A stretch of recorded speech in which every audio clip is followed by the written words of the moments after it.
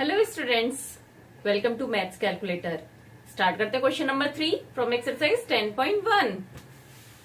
Identify the numerical coefficient of terms other than constant in the following expressions. अब यहाँ पे कुछ expressions दिए हैं, यहाँ पे हमें कोएफिशिएंट्स बताने हैं किसके, जो कांस्टेंट नहीं है उनके। जैसे यहाँ पर क्या है 5 माइनस 3t², तो यहाँ पे 5 कांस्टेंट है तो इसका कोएफिशिएंट नहीं बताना है, इसका कोई होगा भी नहीं। उसके अलावा जो टर्म है उनके कोएफिशिएंट बताने हैं। तो सबसे फर्स्ट है 5 माइनस 3t²। अब 5 तो कांस्टेंट है तो टर्म हमें किसका कोएफिशिएंट निकालना होगा, किस टर्म का, -3t² का, -3t² का। अब कोएफिशिएंट निकालने के लिए सबसे पहले हम देखते हैं फैक्टर क्या है इनके, क्योंकि जो भी न्यूमरिक फैक्टर होगा वही कोएफिशिएंट होगा। इसके फैक्टर क्या होंगे, -3t। तो अब यहाँ पे टी दोनों वेरिएबल है तो कोएफिशिएंट क्या हो जाएगा, -3। अब नेक्स्ट है 1 + t + t² + t³। अब यहाँ पे 1 तो क्या है हमारा कांस्टेंट है और कांस्टेंट का कोई कोएफिशिएंट नहीं होता है। तो अब इसमें क्या क्या टर्म है, t² t³, जिसका हमें कोएफिशिएंट फाइंड आउट करना है, t² और t³। तो अब इसके फैक्टर है t, इसके है t और t, क्योंकि t² है दैट मीन्स t को t से मल्टीप्लाई करा होगा। फैक्टर क्या होता है, जिसके मल्टीप्लीकेशन, जिसको आपस में मल्टीप्लाई करें तो प्रोडक्ट क्या आएगा, टर्म आएगा। ये है t³, तो मतलब 3 बार t है। अब देखिए यहाँ पे आप देख रहे होंगे कोई भी न्यूमेरिकल फैक्टर नहीं है तो आपको लगेगा कोएफिशिएंट कुछ भी नहीं होगा। जब कोई न्यूमेरिकल फैक्टर नहीं होगा तो उसका कोएफिशिएंट होगा 1, क्योंकि 1 को किसी से भी मल्टीप्लाई करेंगे तो उसमें कुछ फर्क नहीं पड़ता है, मतलब 1 सभी का फैक्टर होता है। तो इन सबका कोएफिशिएंट हो गया 1। नेक्स्ट है x + 2xy + 3y। ये तीनों ही वेरिएबल वाले हैं, कोई कांस्टेंट टर्म नहीं है, तो इन तीनों का ही हम कोएफिशिएंट निकालेंगे। सबसे फर्स्ट है टर्म x, सेकंड है 2xy और थर्ड है 3y।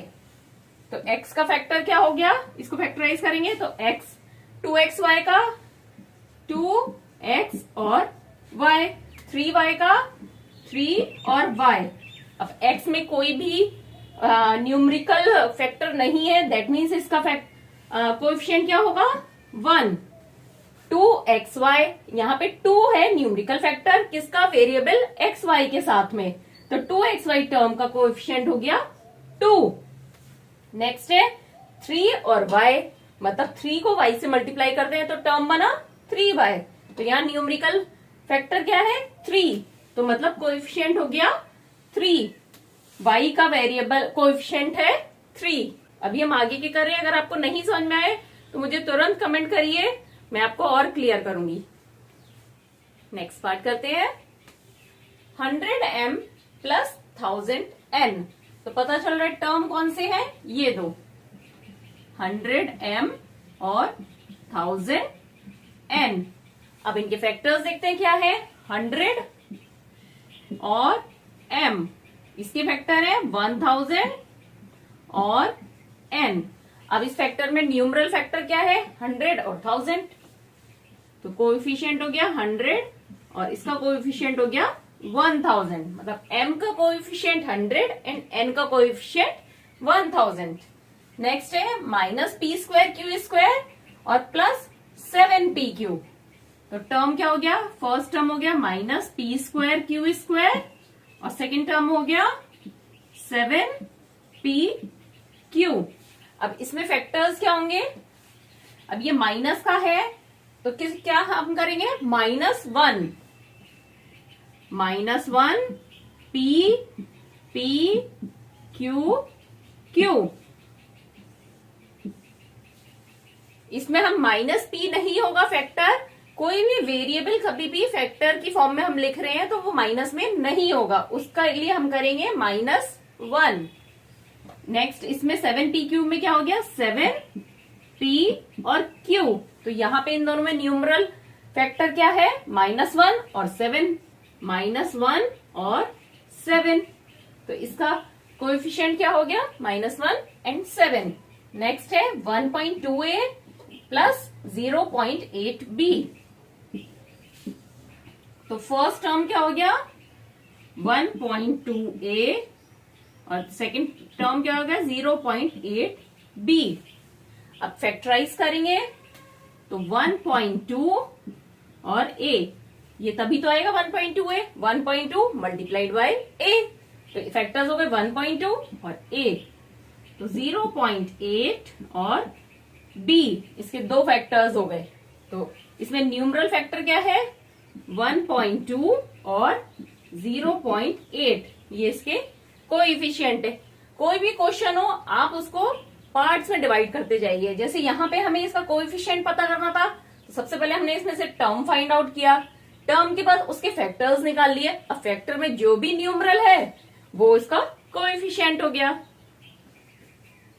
नेक्स्ट पार्ट करते हैं 3.14 आर स्क्वायर। तो ये कौन सी है हमारी मोनोमियल, जिसमें कि ए की टर्म है हमारा 3.14 आर स्क्वायर। अब इसको फैक्टराइज करते हैं तो 3.14 आर और आर, क्योंकि आर स्क्वायर है दैट मीन्स आर को हमने 2 बार मल्टीप्लाई किया है।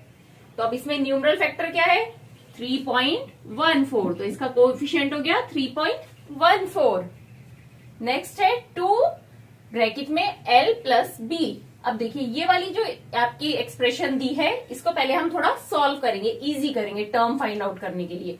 ब्रैकेट को ओपन करेंगे तो हो गया 2l प्लस 2b, दोनों से मल्टीप्लाई हुआ ना जब ब्रैकेट खुलेगा, तो 2 को l से करा और 2 को b से मल्टीप्लाई किया, तो अब ये हमारी एक्सप्रेशन बन गई।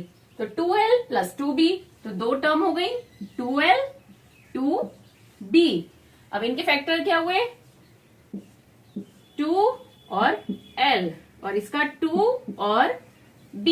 अब न्यूमरल फैक्टर क्या है वो कोएफिशिएंट हो जाएगा 2 और 2, तो दोनों का ही कोएफिशिएंट क्या है 2। क्वेश्चन का लास्ट पार्ट है 0.1y प्लस 0.01y स्क्वायर। तो दो टर्म है 0.1y और दूसरा टर्म है 0.01y स्क्वायर। फैक्टराइज करते हैं तो 0.1 और y, और नेक्स्ट को फैक्टराइज करेंगे तो क्या हो जाएगा 0.01 y एंड y, 2 बार है y तो y y। अब इसमें न्यूमरल पार्ट क्या है वो कोएफिशिएंट हो जाएगा 0.1 और 0.01। जो भी न्यूमरल फैक्टर है वो उसका कोएफिशिएंट होगा। अगर न्यूमरल फैक्टर नहीं है तो उसका कोएफिशिएंट 1 होगा, क्योंकि 1 हर एक का फैक्टर होता है।